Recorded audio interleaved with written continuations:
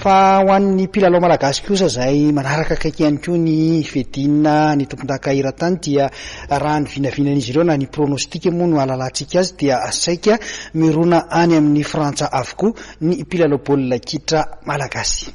Pronostic demi-finale aloha Belgique contre la France ça Belge 2-1 de Croatie Angleterre 1-0 na 2-0 io afa Croatie. Izy ary ny azo mondial amty Belgique ny ana amty efa narina équipe ko reo de ny aza amin'ny Belge. Pronostic am demi-finale Belgique contre France za maka France mety 2-0 bola mangesy France.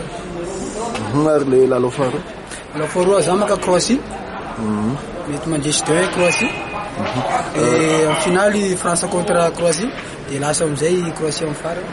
Pronostic zany Croatie mahazo mondial amty. Ny pronostikako amin'ny demi-finale mondial tokony ho afaky France raha ny voan'ny nataony match farany teo par rapport amin'ny contre amin'ny Belgique. Ary Croatie sy Angleterre. Eo amin'ny Croatie sy Angleterre Croatie zany manana chance kokoa ahafahany mandresy any Angleterre. Izy ary zany mety azo amty mondial ty. France mazava azy.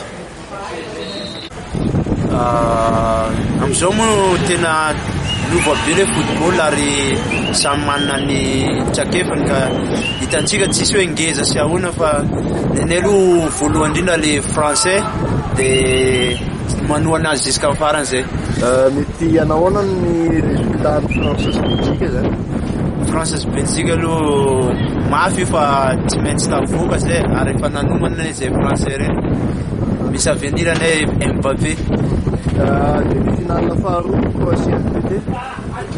Ny football anglisy amizao ohatrany verina enjana ka maka anglisy. Finale zany France Angleterre. Lasa France amizay. Za maka la France foana ka. Mety firy France sy Belgique. Rousseau Royaume. Demi-finale faharoa Croatie sy Angleterre. Angleterre ako. Firy 0. De any amin'ny famaranana France ihany aka. 0 koa. 0 io. Sama Anglisy aloha za voalohany indrindra. Mety firy Angleterre sy Croatie. Angleterre sisa Croatie Angleterre nena. Belgique sy France. Belgique Belgique. Any amin'ny famaranana zany Belgique sy Angleterre lasany Angleterre. Firy ny famaranana. 0 Angleterre ny famarana lasany Angleterre. Za maka France avy hatrany. Firy 2-1 andresena ny Belgique. Manasadalana faharoa Angleterre Croatie.